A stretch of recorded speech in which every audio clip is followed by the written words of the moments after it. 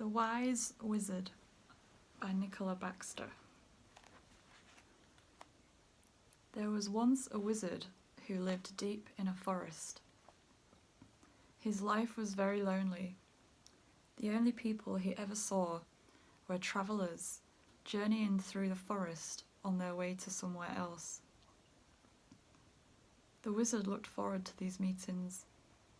He preferred to live on his own, but it was nice to see a friendly face sometimes. In winter, when the paths were clogged with snow and travelling was hard, he often did not see a soul for 3 months together.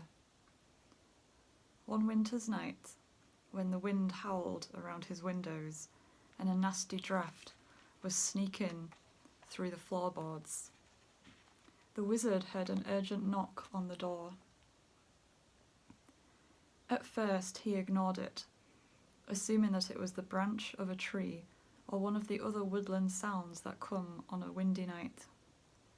But the hammering came again, and this time there was no doubt about it. The wizard was very surprised. Surely the weather was much too bad for anyone to be out on a night like this.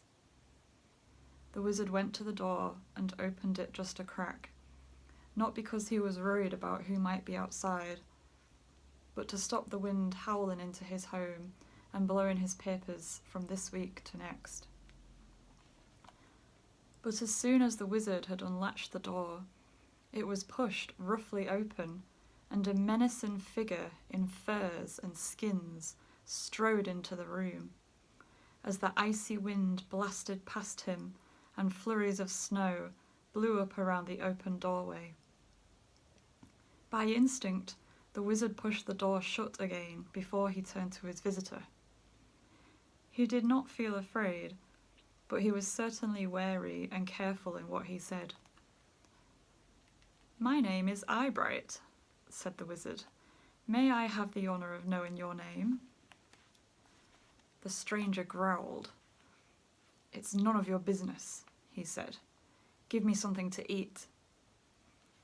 The wizard looked carefully at the man. He could see that he had lived a rough life that had furrowed his brow and greyed his hair. He looked half dead with cold, and there was a paleness about his skin that made the wizard wonder if he was well.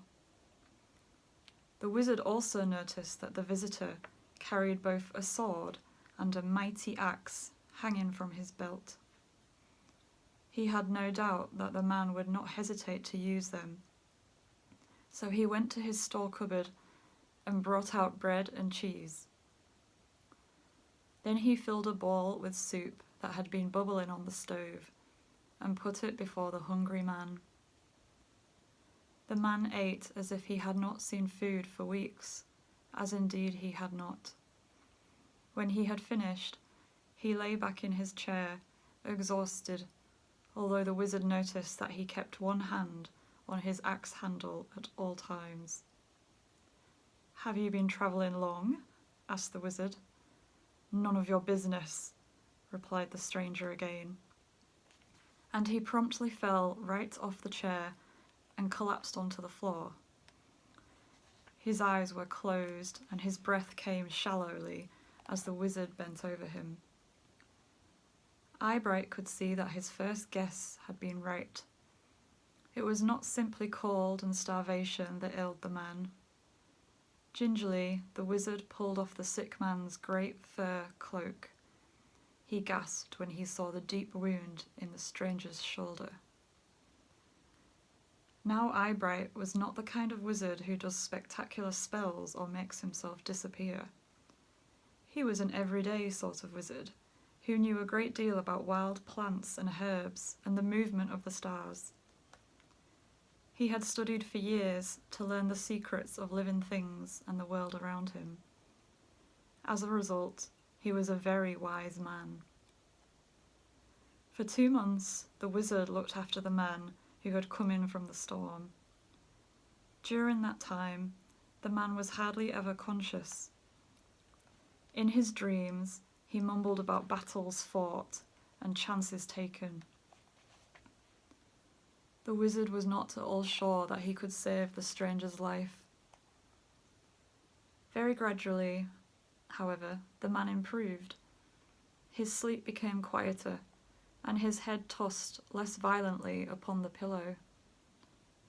The wound in his shoulder was healing slowly, and the spoonfuls of soup that the wizard had patiently dripped between his lips had given him new strength. One day, watery sunshine flooded into the wizard's home. Outside his door, he picked the first small bunch of snowdrops and put it in a little pot by the stranger's bed. For the first time, the man opened his eyes and seemed to understand what he could see. As his gaze fell upon the delicate white flowers, his lips trembled into a tiny smile. But as the man stared around, his fierce manner returned. He scowled and struggled to sit up. "Where am I, and who are you?" he demanded, staring at the wizard's books and papers. "I am Eyebright," explained the wizard again. "You came to me 2 months ago. You were cold and starving, and you had a dreadful wound in your shoulder. I have cared for you as well as I could, and I think that if you are careful, you will recover now." The stranger was silent for a moment. "Has anyone been here?" he asked. "Who knows I am here?" "No one," said the wizard. "The weather has been too bad for travellers to venture through the deepest parts of the forest. Now that spring is on its way, we shall see more visitors along the path." At that, the stranger started up, wincing with pain as he staggered to his feet. He reached for his fur cloak, searching wildly for his sword and axe.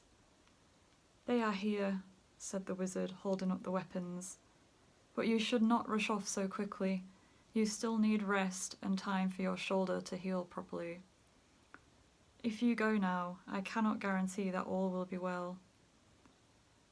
With a great howl, the man leapt at the wizard, wrenching the sword and axe from his grasp and hurling him to the floor. Then he dropped to his knees and held the blade of the sword across the wizard's throat. "If you tell anyone I have been here," he said, "I will come back one dark night and kill you. Or shall I finish you now?" There was a long moment of silence as the sharp sword blade dug into Eyebright's throat. At first the wizard could hardly breathe, he was so frightened. Then he looked into the angry stranger's eyes and began, very softly, to speak. "You are a brave man," he said.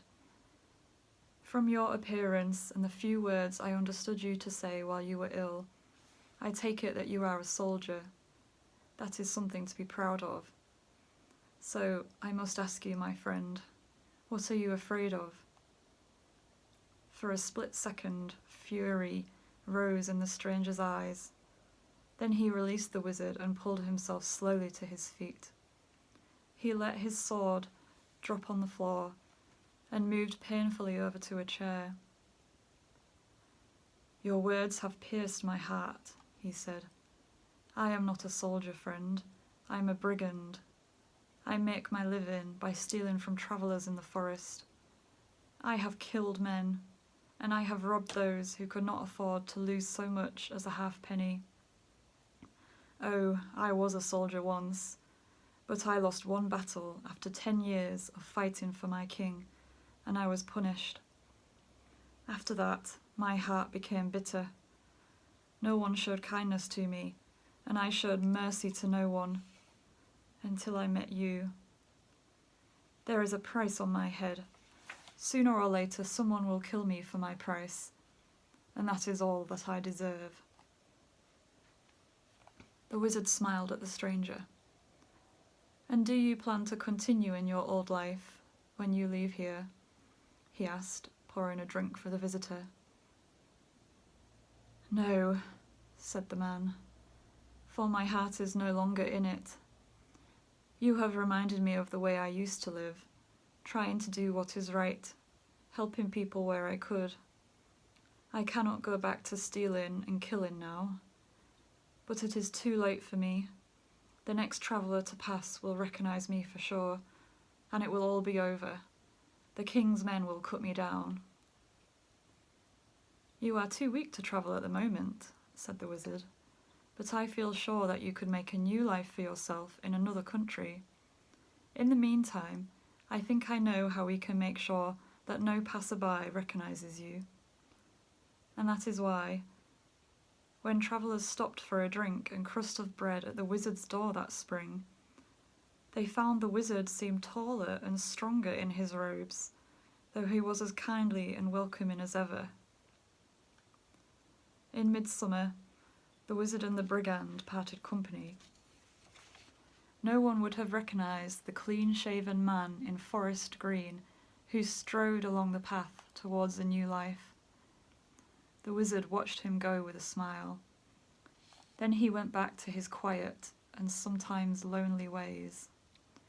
To this day, he is wise enough to see some goodness in everyone he meets, and somehow that means that there is simply more goodness to go around. Good night.